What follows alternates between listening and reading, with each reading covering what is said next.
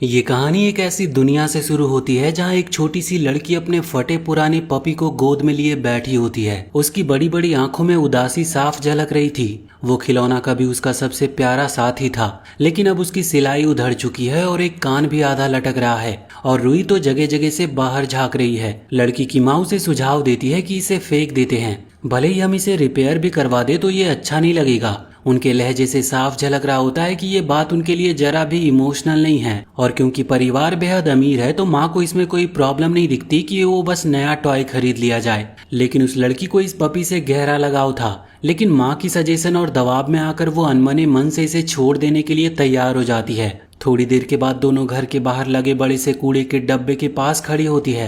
माँ वो बैग उठाकर बाकी कचरे के साथ उस टॉय को उसमें डाल देती है और उस डिब्बे से बैग एक लंबी पाइप जैसी वेंटिलेशन सिस्टम से गुजरते हुए सीधे एक गार्बेज ट्रक में पहुंच जाता है। और फिर वो ट्रक शहर के सारे अंडरग्राउंड जंक यार्ड की ओर निकल पड़ता है, जहाँ पे फाइनली कचरे को फेंका जाता है। इसी बीच जब उस बच्ची की माँ घर लौट रही होती है तो एक लंबा चौड़ा मिस्टीरियस आदमी जो कि भारी भरकम कंबल ओढ़े हुए था, वो उसे दूर से देखता है। उसकी आंखों में हल्की सी नफरत साफ झलक रही थी, मानो वो मन ही मन उस लेडी के इस लापरवाह बिहेवियर को जज कर रहा हो, जो बिना सोचे समझे किसी चीज को फेंक देने में जरा भी हिचकिचाती नहीं है। कुछ घंटे के बाद वही गार्बेज ट्रक जंक यार्ड के भीतर पहुंचता है, लेकिन ट्रक के पीछे पीछे चुपके से एक लड़का भी अंदर घुस आया था। वो कूड़े के ढेरों के बीच में कुछ ढूंढने में बिजी था। तभी एक गार्ड उसे देख लेता और उसे शक होते ही वो गार्ड अपनी बंदूक तान देता है और काफी सख्त लहजे में पूछता है कि तुम कौन हो और यहाँ पर क्या कर रहे हो।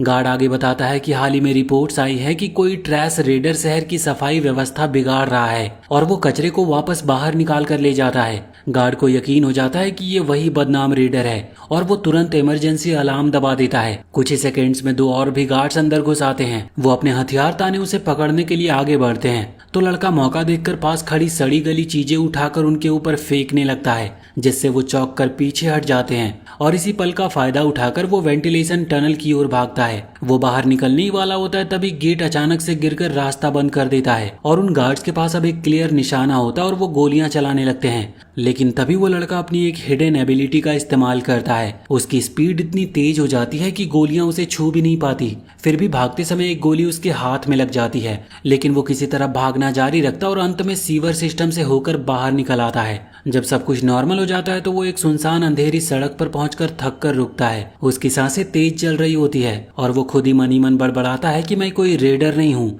जो कुछ मैंने किया वो सिर्फ उन चीजों को वापस लाने के लिए था जिन्हें कभी फेंका ही नहीं जाना चाहिए था, जैसे ये पपी। अगली सुबह पूरे शहर में ट्रैश रेडर की चर्चा गूंजने लगती है। बाजार के एक कोने में दो औरतें गपशप करते हुए कहती है कि ऐसे लोग समाज के लिए गंदे और हानिकारक होते हैं। पास ही एक आदमी जो कि फटे पुराने कपड़ों में था और वो इस साफ सुथरे शहर में बिल्कुल ऐसा लग रहा था जैसे वो इस शहर का हो ही ना।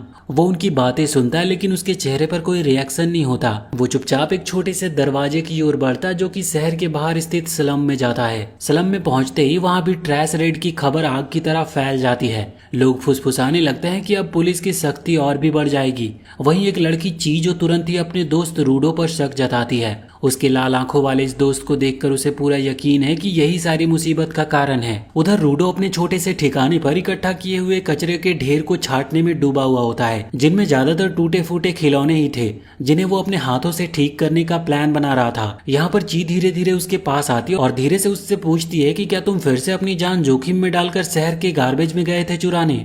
वो उसे सख्त लहजे में याद दिलाती है कि शहर के वेस्ट कंट्रोल लॉज कितने कठोर हैं। अगर पकड़े गए तो उम्र भर के लिए कैद हो सकती है। रूडो बिना सिर उठाए कहता है कि ये गार्बेज नहीं है, ये परफेक्टली यूजेबल चीजें हैं जिन्हें अमीर लोग बिना सोचे समझे फेंक देते हैं। मुझे इन पर दया आती है और इसीलिए मैं इन्हें वापस लाकर ठीक करता हूँ ताकि हमारे लोग इसका इस्तेमाल कर सके। ची उसकी बातों को सुनकर थोड़ा नरम पड़ती है, लेकिन मन ही मन सोचती है कि कहीं रूडो के कचरे से अजीब तरह का लगाव तो नहीं हो गया। तभी तीन गुंडे वहां पर पहुंचते और रूडो को घेर लेते हैं। बीच वाला उसकी बदबू का मजाक उड़ाता और ची को कहता है कि तुझे इससे दूर रहना चाहिए, ये कचरा इकट्ठा करता है। उनमें से एक रूडो के द्वारा अभी अभी रिपेयर किया गया लैंप लात मारकर गिरा देता है और हंसते हुए कहता है कि जंग को ठीक करने का कोई फायदा नहीं, कोई भी ऐसी चीजें चाहेगा नहीं जिसे तेरे जैसे बेकार इंसान ने छुआ हो। ची उनकी हरकतों से काफी हैरान हो जाती है, उसे समझ नहीं आता कि उनकी प्रॉब्लम क्या है। आखिरकार वो भी तो रूडो की तरह स्लम में पले हैं। लेकिन वो घमंडी लड़का झट से बोल उठता है कि हम रूडो जैसे नहीं हैं, हम मेहनत करें तो स्लम से बाहर निकल सकते हैं। वो आगे कहता है कि स्लम असल में अपराधियों को रखने के लिए बनाई गई थी और वहाँ पर रहने वाले सभी कोई, यहाँ तक कि ची और रूडो भी उन सभी अपराधियों के ही वंशज हैं। कुछ समय तक रूडो का जीवन ऐसे ही चलता रहा, जब तक कि एक दिन उसके माता पिता ने एक भयानक किलिंग रैम्पेज नहीं किया। उस घटना के बाद लोगों की उसके परिवार के प्रति बची खुची हमदर्दी भी राख हो गई। गुंडों के जाने के बाद ची धीरे से कहती है कि तुम अच्छे इंसान हो रूडो, और तुम जरूर एक दिन सफल होगे। उसकी नजर अचानक से उस पपी पर पड़ती और रूडो थोड़ा झिझकते हुए कहता है कि मैं ये तुम्हें गिफ्ट करना चाहता था। ची के होठों पर हल्की सी मुस्कान आती है, लेकिन जैसे ही वो उसे लेने के लिए हाथ आगे बढ़ाती है, उसकी माँ वहाँ पर आ धमकती है और वो चीख कर ची को रूडो से दूर ले जाने का आदेश देती है और उसे जबरदस्ती खींच कर ले जाती है। शाम ढलने पर रूडो अपने ठिकाने लौटता और देखता है कि रीटो उसका इंतजार कर रहा है। ये वही आदमी है जो सुबह शहर में दो औरतों की बातें सुन रहा था। रीटो मुस्कुराकर उसे चिढ़ाता है, तो ची का दिल जीतने में असफल रहे हो। वो ये भी मान लेता है कि वो रूडो पर नजर रख रहा था। फिर वो उससे पूछता है तो पिछली रात का ट्रैश रेड कैसा रहा। वो कहता है कि रूडो को इतनी मशक्कत करने की जरूरत नहीं है, तुम अभी सिर्फ एक बच्चे हो और भले ही मैं तुम्हारा कोई रिश्तेदार नहीं हूँ, लेकिन तुम मेरे लिए एक परिवार हो। रूडो उसकी बात सुनकर कहता है कि मेरे माता पिता के अपराधों के बाद जब मैं अकेला रह गया था, तब से तुमने मेरी देखभाल की और यही वजह है कि मैं तुम्हारे लिए पैसा कमाना चाहता हूँ, और चाहे इसके लिए मुझे शहर का कचरा ही क्यों ना खोजना पड़े। रीटो की नजर रूडो के हाथ पर पड़ती है और वो तुरंत ही समझ जाता है कि इसे गोली लगी है, और वो बिना कोई वक्त गवाए वो उसके घाव की मरहम पट्टी करता है और काफी सख्ती से कहता है कि अब से जंक यार्ड से दूर ही रहना। लेकिन रूडो हंसते हुए इसे टाल देता है और वो कहता है कि ये घाव तो उनके सामने कुछ भी नहीं जो मेरे माता पिता ने छोड़े हैं। वो अपने हाथ आगे करता है जिन पर काले धब्बे साफ नजर आते हैं। फिर भी रीटो गंभीर होकर जोर देता है, तुम्हें रुकना ही होगा। अगर गार्ड्स को तुम्हारी असली पहचान पता चल गई तो वो तुम्हें उसी अबाइस में फेंक देंगे जैसे उसने तुम्हारे पिता को किया था। जब से रूडो छोटा था तभी से उसकी अजीब सी दिखने वाली हथेलियां उसके लिए एक कर्स बन चुकी थी। वो हथेलियां जिनकी स्किन का रंग और बनावट बाकी लोगों से अलग थी, जैसे उन पर कोई काला दाग हमेशा के लिए चिपक गया हो। लोग उसे घूरते और बच्चे उसका मजाक उड़ाते। सभी लोग उसे अशुभ कहते थे और बचपन से ही उसने लोगों की नफरत और दूरी को सहा था। लेकिन फिर रीटो उसकी जिंदगी में आया। उसने रूडो को एक जोड़ी ग्लव्स दी। वो ग्लव्स तो एक साधारण सी थी, लेकिन रूडो के लिए ये उम्मीद का एक तोहफा था। उन ग्लव्स के पीछे छुपी हथेलियों ने न केवल उसकी शर्म को ढक दिया, बल्कि उसे आगे बढ़ते रहने का हौसला भी दिया। हमेशा की तरह उस दिन भी रीटो ने हल्के फुल्के मजाक में रूडो को छेड़ा कि चलो जल्दी करो और ची को वो स्टफ पपी दे दो, इससे पहले कि कोई और उसका दिल जीत ले। रूडो ने तुरंत ही सिर हिलाकर इनकार कर दिया और दोनों के बीच हल्की सी नोकझोंक शुरू हो गई। रीटो के मजाक पर रूडो हल्के से मुस्कुराता है, फिर काफी गंभीर हो जाता है। उन्हें ये बिल्कुल अंदाजा नहीं था कि उनके ठिकाने के बाहर वही मिस्टीरियस आदमी खड़ा है जो पहले भी दिखाई दिया था, और वो इस वक्त उनकी हर बात को चुपचाप सुन रहा था। अगली सुबह रीटो ने देखा कि रूडो का चेहरा हमेशा की तरह उदास है। वो उसके पास आया और उसके गालों को दोनों हथेलियों से पकड़कर धीरे से ऊपर उठाया और उससे कहा कि कभी कभी मुस्कुराना भी चाहिए रूडो, चाहे वो नकली ही क्यों ना हो। कम से कम लोग तुम्हारी आंखों में छुपा दर्द नहीं देख पाएंगे। रूडो ने कोई जवाब नहीं दिया, बस उसकी पकड़ से धीरे से निकल गया और बाहर चला गया। धूप की हल्की किरणें सड़क पर फैल रही थी। रूडो ने चारों ओर नजर दौड़ाई और महसूस किया कि सुबह पूरी तरह से हो चुकी है। पास ही एक गड्ढे में पानी जमा था, तो वो उसमें झुककर अपनी परछाई देखने लगा। उसका चेहरा थका हुआ था, आंखें लाल और होठ पर कोई चमक नहीं थी। उसने मनी मन सोचा, ऐसे खराब चेहरे को कोई कैसे ठीक कर सकता है। फिर भी उसके दिमाग में ची का ख्याल आया। वो सोचता है कि शायद वो बाहर ही हो और शायद वो उससे मिल ले, और उसके कदम अनजाने में ही अबाइस की ओर बढ़ने लगे। ये वो जगह था जहाँ शहर का सारा कचरा आखिर में पहुँचता था। रूडो जानता था कि कचरा लेने के लिए उसे दूर जाने की जरूरत नहीं, क्योंकि सब कुछ अंत में इसी जगह पे गिरता है। लेकिन ये अबायस सिर्फ एक कचरे का गड्ढा नहीं था, बल्कि एक बहुत ही भयानक जगह थी जिसमें सिर्फ चीजें ही नहीं बल्कि लोग भी फेंके जाते थे, खास करके क्रिमिनल्स लोग। किनारे पर खड़े होकर रूडो ने नीचे झांका और उसी वक्त उसने देखा कि कुछ लोग किसी को नीचे फेंकने की तैयारी कर रहे हैं। वो नजारा उसे अपने पिता की याद दिला देती है। उन्हें भी शायद इसी अबाइस में गिरा दिया गया था, लेकिन वो अब तक पक्का नहीं जानता था कि ये सच था या नहीं। तभी उसके पीछे से एक जानी पहचानी आवाज सुनाई देती है जो कहती है कि एक और क्रिमिनल को नीचे फेंकने वाले हैं। वो मुड़कर ची को देखता है। उसकी अचानक मौजूदगी से वो चौंक गया था, तो ची मुस्कुराते हुए कहती है कि तुम्हें यहाँ पर देखना काफी अनयूजुअल है। रूडो के लिए ये कोई जगह खास नहीं थी। स्लम्स के हर कोने की तरह ये भी उदास और खाली लगती थी। फर्क बस इतना था कि स्लम्स को शहर के किनारे इसीलिए बनाया गया था ताकि हर शहरवासी को रोज ये याद रहे कि अगर उन्होंने गलती की तो उनका अंजाम अबाइस होगा। ची ने गंभीर होकर कहा कि कितना भी बचने की कोशिश करो, कभी ना कभी तुम्हें किसी को मरते हुए देखना पड़ता है और मैं नहीं चाहती कि तुम्हारा भी यही हाल हो। हाँ, बाहर बहुत सारा कचरा है जिसे फेंकना नहीं चाहिए, लेकिन इसका मतलब ये नहीं कि तुम अपनी जान खतरे में डालो। अगर पकड़े गए तो तुम्हें भी अबाइस में फेंक दिया जाएगा और तब मेरा दिल टूट जाएगा क्योंकि मैं तुमसे प्यार करती हूँ। ये सुनते ही रूडो का चेहरा लाल पड़ गया। वो नर्वस होकर पीछे हटने लगा, यहाँ तक कि जमीन पर लौटने जैसा करने लगा। वो अपनी नजरें उससे मिलाने से बचने लगा। ची ने देखा कि उसके हाथों में अब भी वही स्टफ पपी है, तो रूडो ने शर्माते हुए उसे उसकी ओर बढ़ाया। वो कहता है कि ये शायद तुम्हें पसंद ना आए, ये मुझे डंप में मिला था लेकिन मैं तुम्हें ये देना चाहता था। ची ने बिना झिझके मुस्कान के साथ तोहफा स्वीकार कर लिया। उसकी आंखों में सच्ची खुशी झलक रही थी। ये देखकर रूडो का दिल हल्का हो गया और वो खुशी खुशी दौड़ पड़ा, लेकिन दौड़ते दौड़ते वो ठोकर खाकर सीधे 4 गार्ड से टकरा गया। वो सोचने लगा कि अब तो मैं पकड़ा गया, लेकिन गार्ड्स ने बस उसे घूरा। ये देखकर रूडो को हैरानी हुई कि वो यहाँ पर आए ही क्यों थे। वो तेजी से भागता रहा एक ही ख्याल के साथ, रिटो को जाकर ढूंढना और उसे किसी अनहोनी के बारे में जानकारी देना। लेकिन जब वो घर पहुंचा तो वहाँ का नजारा देखकर उसका दिल जैसे धड़कना भूल गया हो। उसके सामने का नजारा किसी डरावने सपने से कम नहीं था। एक मास्क वाला आदमी रीटो पर चाकू से वार कर रहा था। रीटो का पूरा शरीर खून से भीग चुका था। रूडो ने मदद के लिए चिल्लाना चाहा, लेकिन गला सूख गया क्योंकि कोई आसपास नहीं था। वो हमलावर पर टूट पड़ा, लेकिन वो मास्क वाला आदमी ने उसे आसानी से धक्का देकर जमीन पर गिरा दिया और जब रूडो को होश आया तो देर हो चुकी थी। हमलावर अपना काम पूरा कर चुका था। सदमे में डूबा रूडो बस देखता रह गया जबकि वो आदमी शैडो में गायब हो गया और होश में आते ही वो रीटो के पास चिल्लाते हुए दौड़ा। रीटो ने धीरे आवाज में कहा कि यहाँ से भाग जाओ, लेकिन रूडो ने जिद की कि मैं तुम्हें ऐसे नहीं छोड़ सकता। रीटो ने गुस्से में कहा कि तुम ही हो जो इस सड़े हुए दुनिया को बदल सकते हो। सिर्फ तुम्हारे पास वो ताकत है जो फर्क ला सकती है। तुम्हें जिंदा रहना होगा और यही तुम्हारा काम है। रूडो की आंखें आंसुओं से भर गई। उसने रीटो को कसकर पकड़ लिया और उसे छोड़ने को बिल्कुल भी तैयार नहीं था। इसी बीच अचानक गार्ड्स वहां पर आ पहुंचे। उन्होंने रूडो को रीटो के बॉडी के पास देखा और बिना कुछ पूछे उसे पकड़ लिया। उन्होंने उसे इलेक्ट्रिक शॉक देकर बेहोश भी कर दिया और ये ऐलान कर दिया कि रीटो ने ही उसका मर्डर किया है। रूडो ने इसका विरोध किया और कहने लगा कि तुम लोग गलत हो, वो अभी मरा नहीं है और जल्दी करो, हम उसे बचा सकते हैं। लेकिन वो गार्ड्स जो स्लम्स के लोगों को इंसान ही नहीं समझते थे, हंसते हुए कहते हैं कि हमारे लिए तो तुम ही कातिल हो। उनके लिए सच्चाई मायने नहीं रखती थी, उन्हें बस किसी को दोषी ठहराना था और रूडो उनके लिए सही निशाना था। कुछ ही समय में उसे अबाइस ले जाया गया। रस्सियों से उसे बांधा गया और किनारे पर लटकाया गया। वहां पर भीड़ जमा हो गई और कानाफूसी करने लगी। ये खबर ची तक भी पहुंची कि रूडो ने उसे मार दिया जिसने उसे बचपन से पाला। लोग उसे मर्डरर कह रहे थे। ची का दिल जैसे टूटकर बिखर गया हो। वहां के पृष्ठ ने ऊंची आवाज में ऐलान किया कि ये क्रिमिनल है और इसीलिए इसे अबाइस में फेंका जा रहा है। भीड़ भी नारे लगा रही होती है कि इसे अबाइस में ही फेंक दिया जाए। रूडो चारों ओर देखता रहा इस उम्मीद में कि कोई उसकी बात सुनेगा, लेकिन हर एक चेहरे पर बस नफरत थी। उसकी नजरें ची पर पड़ी और उसने महसूस किया कि अब वो भी उसे दोषी मान रही है। ची भी मनी मन सोच रही होती है कि मैंने तुम पर भरोसा किया और तुमने मुझे धोखा दिया। वो रूडो का दिया हुआ तोहफा जमीन पर छोड़कर चली गई और उसके जाते ही रूडो का दिल गुस्से से भर गया। मुझे पहले ही दोषी ठहरा दिया गया, बिना सुने और बिना देखे। अब उसके मन में सिर्फ एक संकल्प था, सबको इसकी कीमत चुकानी होगी। रस्सियां ढीली होती और उसे अबाइस में फेंक दिया जाता है। अंधकार ने उसे पूरी तरह से निगल लिया।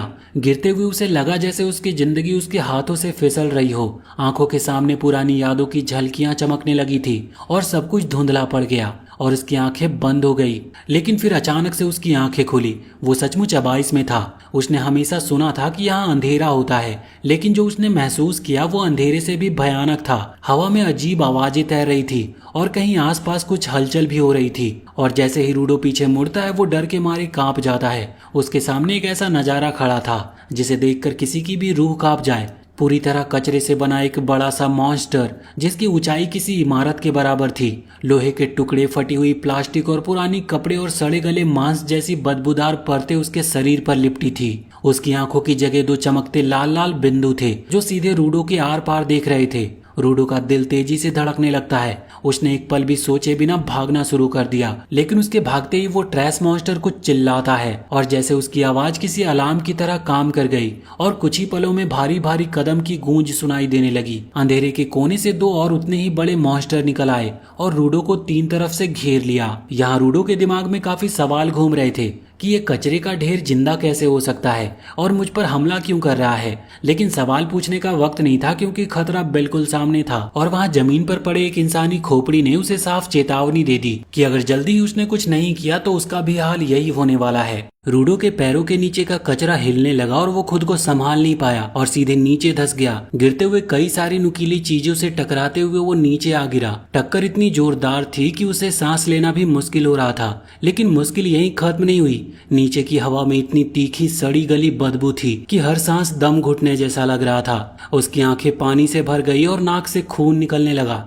वो जानता था कि अगर जल्द ही किसी सुरक्षित जगह पर नहीं पहुंचा तो ये बदबू ही उसे खत्म कर देगी। इससे पहले कि वो मॉन्स्टर उसे ढूंढ ले, वो चारों तरफ नजरें दौड़ाता है और उसे बस ऊंचे ऊंचे कचरे के ढेर दिख रहे थे और वहां पर कोई ठिकाना नहीं था। वो लगभग हार मान चुका था। उसके भीतर की उम्मीद जैसे बुझने लगी थी और उसने सोच लिया था कि अब उसकी मौत पक्की है। लेकिन तभी रीटो के मरते वक्त कहे गए शब्द उसके दिमाग में गूंजने लगते हैं, जिसने उससे कहा था कि तुम ही इस सड़ी हुई दुनिया को बदल सकते हो और जिंदा रहना तुम्हारा काम है। उसके भीतर की बुझती लौ अचानक से भड़क उठी। उसने ठान लिया कि वो अभी मरने वाला नहीं है और तब तक नहीं जब तक उन सबको सजा न दे दे जिन्होंने उसे कचरे जैसा समझा, जिन्होंने उसे इस गड्ढे में फेंकने दिया और खासकर उस कातिल को जिसने रीटो की जान ली। लेकिन तभी उसके पीछे एक भारी कदमों की आहट सुनाई दी और पल भर में एक मॉन्स्टर क्रिएचर उसके पीछे आकर वार करने को तैयार था। रूडो का गुस्सा अचानक फूट पड़ा। उसने पास में पड़ा एक मोटा जंग लगा मेटल पाइप उठा लिया और पूरी ताकत से क्रिएचर के सर पर दे मारा। उसका ये वार इतना जोरदार था कि उस मॉन्स्टर का सिर उड़कर अलग जा गिरा। उसके भीतर से सड़ी गली बदबू और कचरे की धार बह निकली। वहीं दूर एक ऊंचे जगह पर खड़ा एक आदमी ये सब देख रहा था। उसकी नजरें रूडो पर जमी हुई थी, जैसे वो उसे परख रहा हो और उसमें दिलचस्पी ले रहा हो। रूडो रुकने वाला नहीं था। उसने पाइप को और भी तेजी से घुमाना शुरू किया, लेकिन उसे जल्दी एहसास हुआ कि इन मॉन्स्टर्स के शरीर लगभग पूरी तरह कचरे के घने मिश्रण से बने हैं, जिसमें वार का कोई असर नहीं हो रहा। उनमें से एक ने अचानक पूरी ताकत से उसे धक्का मारा, जिससे वो दूर जाकर गिरा और अपने दर्द से कराहते हुए लुढ़कने लगा। जमीन पर गिरते गिरते उसकी नजर एक पुराने स्टील साइन पर पड़ी। उसने उसे उठाकर पूरे जोर से एक मॉन्स्टर पर फेंका और इस बार उसका वार सीधा जाकर उसके सर में लगा और मॉन्स्टर जोर से चीख कर पीछे हट गया। लेकिन इस दौरान जहरीली हवा का असर तेज हो गया। उसके सीने में जलन होने लगी और हाथ पैर भारी लगने लगा। उसे समझ आ गया कि वो ज्यादा देर तक ऐसे नहीं लड़ पाएगा। तभी दोनों ट्रैश मॉन्स्टर एक साथ उसकी ओर झपटे। अपने आखिरी पल में रूडो ने जमीन से एक नुकीली मेटल का टुकड़ा उठाया और पूरी ताकत से हमला किया। वो टुकड़ा सीधा जाकर एक मॉन्स्टर के बीचों बीच धंस गया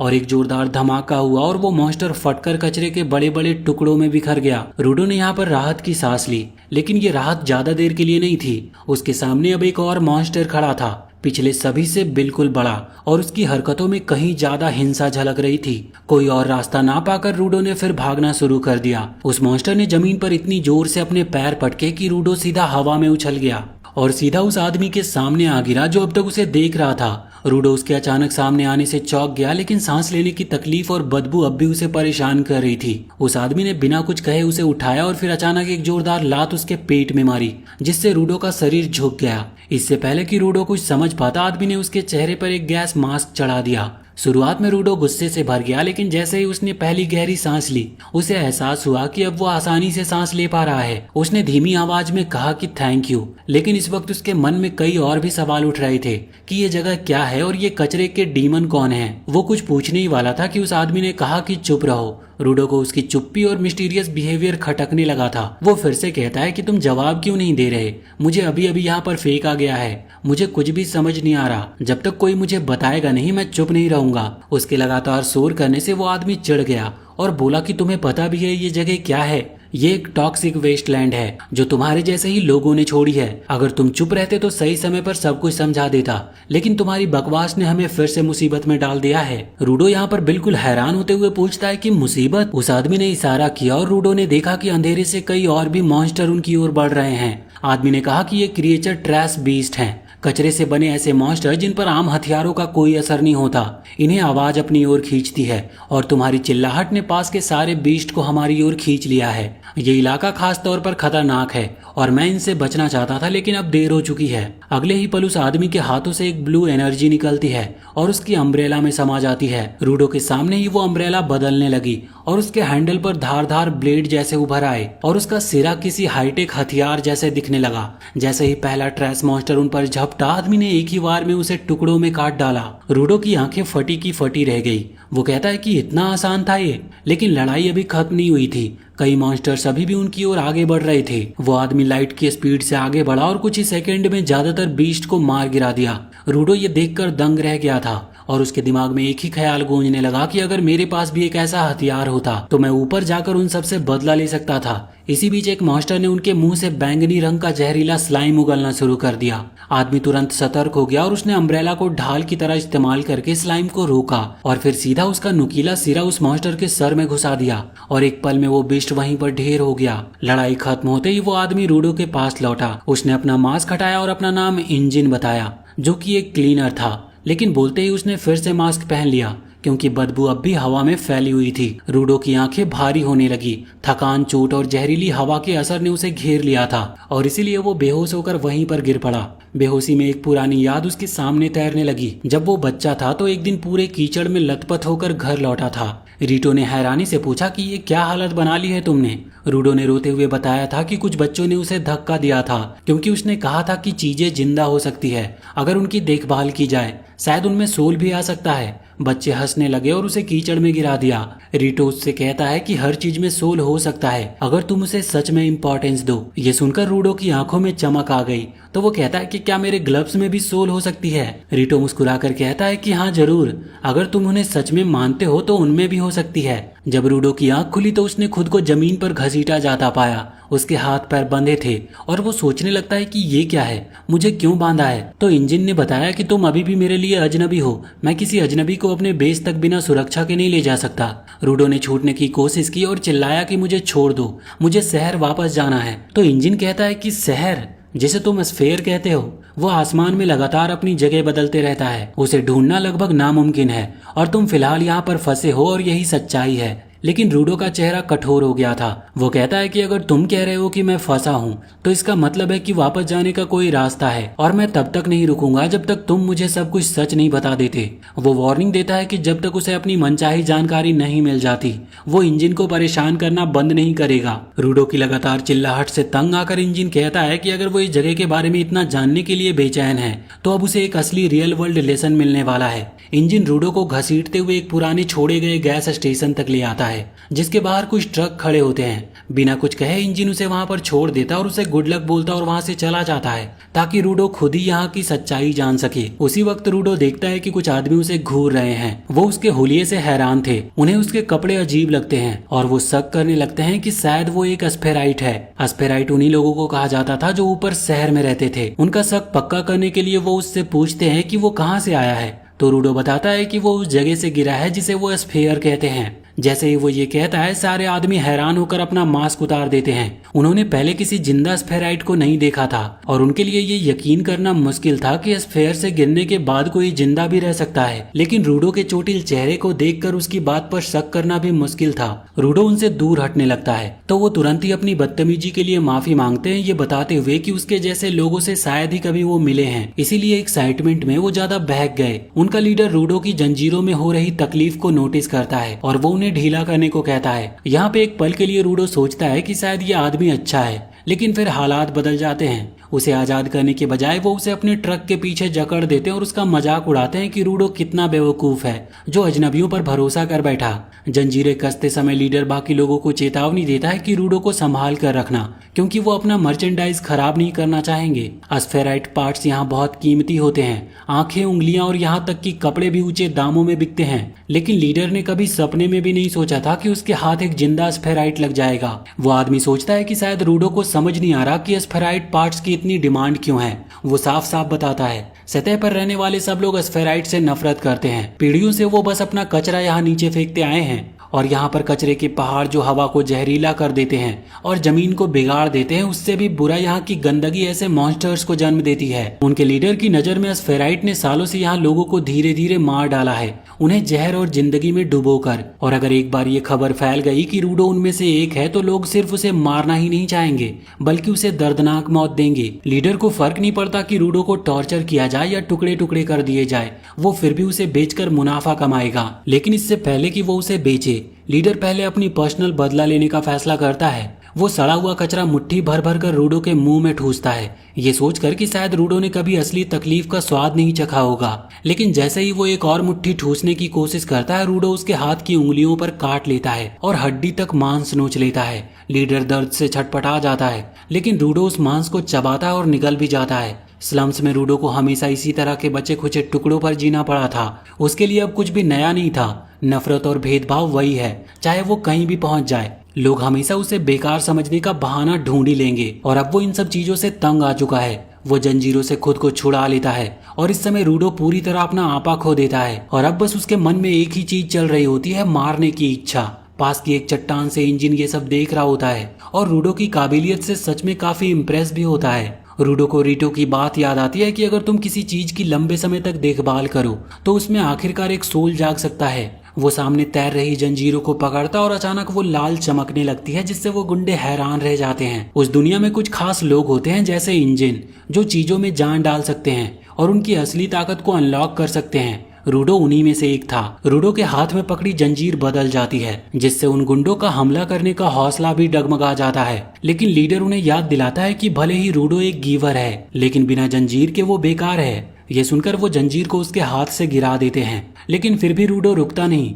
वो एक टायर उठाता और उसका इस्तेमाल करके सभी को बेरहमी से पीट देता है। अब सिर्फ लीडर खड़ा बचा था और वो पूरी तरह लाचार था। कोई और रास्ता ना पाकर वो रूडो को गालियां देने लगता है, लेकिन इससे बस रूडो का गुस्सा और बढ़ जाता है। वो उसे खत्म करने वाला होता है कि आखिरी पल में इंजन बीच में आकर उसे रोक देता है और तभी रूडो को होश आता है और जैसे ही वो टायर छोड़ता है वो धूल में बदल जाता है। रूडो पूरी तरह से हैरान था कि अभी क्या हुआ और उसने ये सब कैसे कर लिया, लेकिन उसे शक है कि इसमें उसके ग्लव्स का हाथ है। इंजन उससे माफी मांगता है कि उसने उसे उस हालात में अकेला छोड़ दिया और बताता है कि उसे ये जानना जरूरी था कि रूडो असल में क्या कर सकता है और अब ये साफ हो चुका है कि रूडो एक गीवर है। इंजन उसे एक ऑफर देता है, वो रूडो के सभी सवालों का जवाब देगा, लेकिन बदले में रूडो को उसके और बाकी क्लीनर्स के साथ जोड़ना होगा। लेकिन रूडो उस पर भरोसा नहीं करता और तुरंत उसका ऑफर ठुकरा देता है। इंजन रूडो को उसके गंभीर चोटों की वजह से अस्पताल ले जाता और एक डॉक्टर से उसका इलाज करवाता है। वहाँ पर रहते हुए इंजन अपनी एक टीममेट से कहता है कि उसे अपने टीम में शामिल करने के लिए एक नेचुरली गिफ्टेड बच्चा मिल गया है।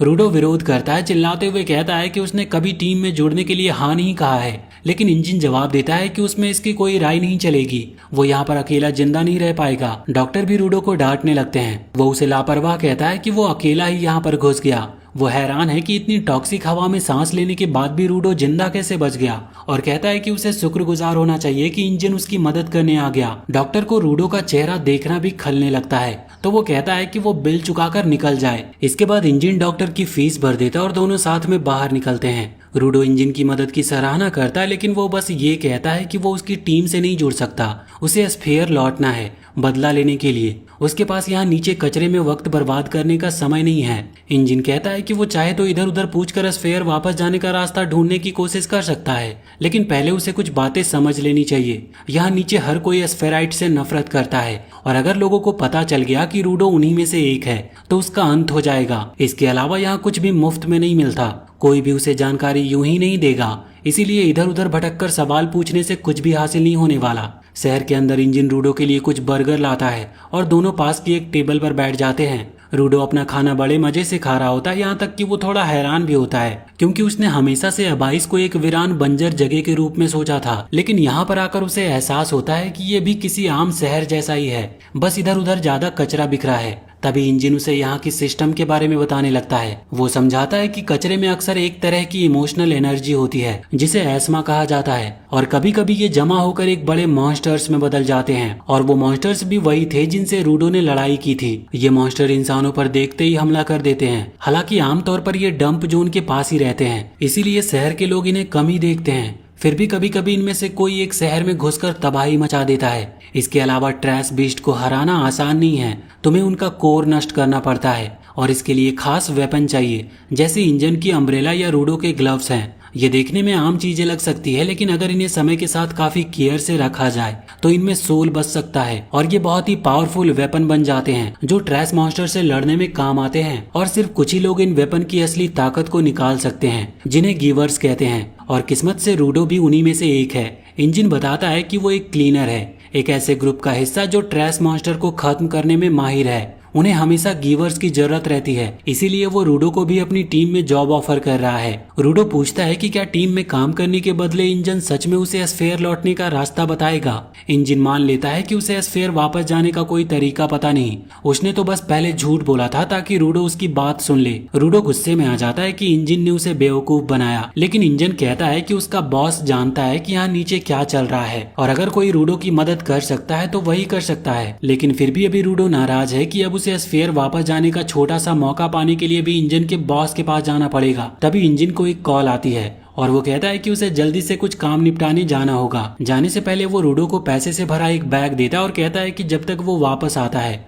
रूडो इसे जैसे चाहे खर्च कर सकता है। रूडो इसे सारे से चौंक जाता है और पूछता है कि क्या सच में ये पैसा लेना ठीक है। इंजन उसे भरोसा दिलाता है कि कोई बड़ी बात नहीं, आखिर ये तो वही पैसा है जो मैंने तुम्हारे कपड़े बेचकर कमाए हैं। रूडो को अब जाकर एहसास होता है कि उसके कपड़े सच में गायब हैं और वो गुस्से से भर जाता है कि इंजन ने उसकी इजाजत के बिना उन्हें बेच दिया। लेकिन इंजन कहता है कि उसने असल में उसकी मदद ही की है, क्योंकि स्फेयर के कपड़े यहाँ पहनना बस मुसीबत को बुलाना है। इससे पहले कि रूडो उस पर चिल्ला सके वो वहाँ से चला जाता है, लेकिन जैसे ही रूडो ध्यान भटकाता है अचानक एक बिल्ली कूद कर आती है और वो टेबल से पैसा पकड़ती और भाग जाती है। रूडो तुरंत उसके पीछे दौड़ पड़ता और उसी गली में जहाँ बिल्ली गायब हुई थी वो बिल्ली बहुत तेज होती है। रूडो जानता है कि खाली हाथ वो उसे पकड़ नहीं पाएगा और बराबरी करने के लिए वो पास से एक डंडा उठा लेता और उसका इस्तेमाल करके बिल्ली को फंसाने की कोशिश करता है। लेकिन जल्दीबाजी में वो नोटिस नहीं करता कि इस डंडे का कोई मालिक है और वो गुस्से में है। वो आदमी रूडो पर चोरी का आरोप लगाता है, लेकिन रूडो यहाँ पर हैरान होता है कि उसे याद ही नहीं कि उसने कुछ चुराया भी है।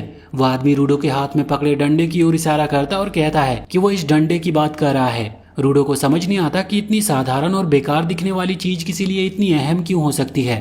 वो आदमी रूडो के हाथ से डंडा झपट लेता है और कहता है कि ये कोई बेवकूफ़ी भरी चीज नहीं, ये ऐसी चीज नहीं है जिसे तुम बिना गंभीर नतीजों के उठा सको। फिर वो अपने वाइटल इंस्ट्रूमेंट को एक्टिवेट करता है और कहता है कि अब वो रूडो को सबक सिखाएगा। वो डंडे को जमीन में जोर से गाड़ देता है और चेतावनी देता है कि सिर्फ एक टैलेंटेड गिवर होने का ये मतलब नहीं कि तुम जो भी चाहो ले सकते हो। रूडो पूछता है कि उसे कैसे पता कि वो कौन है। वो अपना नाम जैंग का बताता है, जो एक क्लीनर है, और कहता है कि इंजन पहले ही उसे रूडो के बारे में बता चुका है और उससे कहा कि वो रूडो को उसके ग्लव्स का इस्तेमाल करना सिखाए। जैंका को रूडो से काफी उम्मीदें हैं, लेकिन वो अब भी अपनी पूरी क्षमता तक पहुंचने से बहुत दूर है, खासकर अगर उसे इतनी नॉर्मल बात भी नहीं आती कि जो चीजें तुम्हारी नहीं है उसे मत लो। रूडो समझाने की कोशिश करता है कि वो डंडा चोरी नहीं कर रहा था, बल्कि बस उसे बिल्ली को पकड़ने के लिए इस्तेमाल करना चाहता था जिसने उसके पैसे छीन लिए थे। लेकिन जैंका उसकी सफाई सुनने से इनकार कर देता है। वो रूडो पर भड़क कर कहता है कि अगर वो दूसरों का सामान लेना सही समझता है तो जरूर उसका बाप भी बहुत घटिया इंसान रहा होगा। लेकिन जैसे ही जैंका रीटो का अपमान करता वो हद पार कर देता है और रूडो की आंखों में गुस्से की आग जल उठती है। तभी रूडो को रीटो की दी हुई एक सीख याद आती है कि गुस्सा सिर्फ टकराव को बढ़ावा देता है और जब इमोशन उफान पर होती है तो लोग कम ही सुनते हैं और कभी कभी हमें पीछे हटकर दूसरों के नजरिए से देखना चाहिए। और इसी बात का ध्यान करते हुए रूको जैंका के नजरिए से चीजों को देखने की कोशिश करता है। जैंका गुस्से में है क्योंकि वो सोचता है कि रूडो ने उसकी कीमती डंडा चुराने की कोशिश की और रूडो इस इमोशन को समझता है। अगर कोई उसके ग्लव्स को लेने की कोशिश करे तो वो भी ऐसा ही महसूस करेगा। ये सोचकर वो जैंका से ईमानदारी से माफी मांगता है और ये माफी काफी हैरान कर देने वाली तरह से असर करती है। जैंका अपने हथियार बंद कर देता और कहता है कि वो अब आगे बढ़ने के लिए तैयार है। वो यहाँ तक कि पहले उसे धमकाने के लिए भी माफी मांगता है, ये मानते हुए कि भले ही वो रूडो का मेंटर होने के नाते परेशान था, लेकिन उसे शांत रहना चाहिए था। रूडो को ये देखकर हैरानी होती है कि माफी के बाद हालात कितने जल्दी शांत हो गए। बिना गुस्से के जैंका बिल्कुल अलग इंसान लग रहा था। जैंका रूडो को उठाने के लिए हाथ बढ़ाता और पूछता है कि उसका वाइटल इंस्ट्रूमेंट क्या है। रूडो मानता है कि उसे पक्का लगता है कि वो उसके ग्लव्स हैं, लेकिन वो अब तक उन्हें जानबूझकर एक्टिवेट करना नहीं सीख पाया। जैसे ही जैंग का वाइटल इंस्ट्रूमेंट के काम करने का तरीका समझाने लगता है, रूडो मुश्किल से ही सुनता है, क्योंकि वो ये सोचकर ध्यान भटका रहा होता है कि जैंग का मुस्कुराते हुए कितना फ्रेंडली लगता है। वो सोचता है कि शायद यही वो बात है जो रीटो ने कही थी कि चेहरे पर मुस्कान होने से इंसान बेहतर दिखता है, और अब वो खुद भी इसे आजमाना चाहता था। वो काफी समय से इस चीज की प्रैक्टिस कर रहा था, इसीलिए उसे लगता है कि उसे सही से मुस्कुराना आ जाना चाहिए। लेकिन जैसे ही रूडो मुस्कुराने की कोशिश करता है, उसका चेहरा पहले से भी कहीं ज्यादा अजीब लगने लगता है। जैंग का उलझन में उसे घूरता है। रूडो जो भी एक्सप्रेशन बना रहा होता है वो किसी भी तरह से मुस्कान जैसी तो नहीं लग रही थी। परेशान होकर जैंग का सोचता है कि रूडो उसका मजाक उड़ा रहा है, तो रूडो जोर देकर कहता है कि वो सच में मुस्कुराने की कोशिश कर रहा है, लेकिन उसके चेहरे की वजह से उसे ऐसा लग नहीं रहा। इसके ऊपर जैंका को रूडो का क्लीनर्स के काम के प्रति रवैया भी पसंद नहीं आता, क्योंकि वो यहाँ पर रोज अपनी जान जोखिम में डालकर दूसरों को बचाते हैं, जबकि रूडो शायद बस किसी बेवकूफी की वजह से ये सब कर रहा है। रूडो को रीटो के आखिरी शब्द याद आते हैं जिसमें उसने दुनिया बदलने के लिए कहा था, और ये उसे गुस्सा दिलाता है कि जैंका उसके असली मकसद का मजाक उड़ा रहा है। जैंका मानता है कि उसने रूडो को एक सही मौका देने की कोशिश की थी, लेकिन वो उसके साथ निभा नहीं पा रहा, इसीलिए अब वो अच्छा बनने का नाटक बंद करे। रूडो भी अब रुकने को तैयार नहीं था। वो एक कचरे का टुकड़ा उठाता है और ऐलान करता है कि वो जैंका को अब सबक सिखाएगा।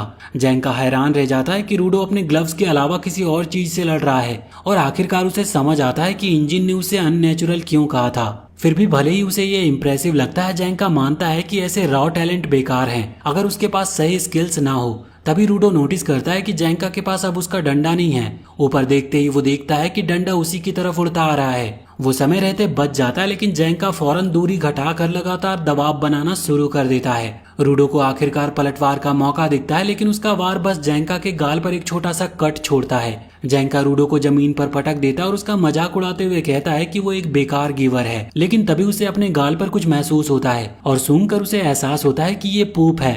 रूडो की तरफ देखते हुए वो नोटिस करता है कि जिस हथियार को रूडो ने पहले पकड़ा था वो एक प्लंजर था, और वो भी गंदगी से भरा हुआ। रूडो पूरी तरह अनजान है कि जैंका इतनी दहशत में क्यों है, लेकिन वो पीछे हटने वाला नहीं था, इसीलिए भले ही जैंका बेताबी से टाइम आउट मांग रहा था, रूडो उसका पीछा करता रहता है, ये यकीन करते हुए कि ये अजीब प्लंजर कोई खतरनाक हथियार है। रूडो हवा में छलांग लगाकर प्लंजर को जैंका पर मारता है, जिससे गंदगी उसके कपड़ों पर फैल जाती है। कुछ देर के बाद इंजन वहां पर पहुंचता है ये देखने के लिए कि रूडो कैसा है, और उसे जैंका के बगल में पूरी तरह गंदगी से लथपथ पाता है। रास्ते में जब रूडो उसे सब समझाता है तो इंजन जोर जोर से हंसने लगता है। उसने कभी सोचा भी नहीं था कि रूडो और जैंका की पहली मुलाकात में रूडो जैंका पर गंदगी फेंकेगा। रूडो को तो इस समय पता भी नहीं था कि वो गंदगी फेंक रहा है, इसीलिए अब उसे शर्मिंदगी महसूस होती है कि ये सचमुच बहुत गंदा काम था और उसे ये नहीं करना चाहिए था। फिर भी इंजन को लगता है कि ये पूरी घटना उनके एक दूसरे को जानने का अच्छा तरीका थी। वो रूडो को भरोसा दिलाता है कि वाइटल इंस्ट्रूमेंट को हैंडल करने में जैंका सबसे टैलेंटेड गिवर है, इसीलिए वो एक बेहतरीन टीचर साबित होगा।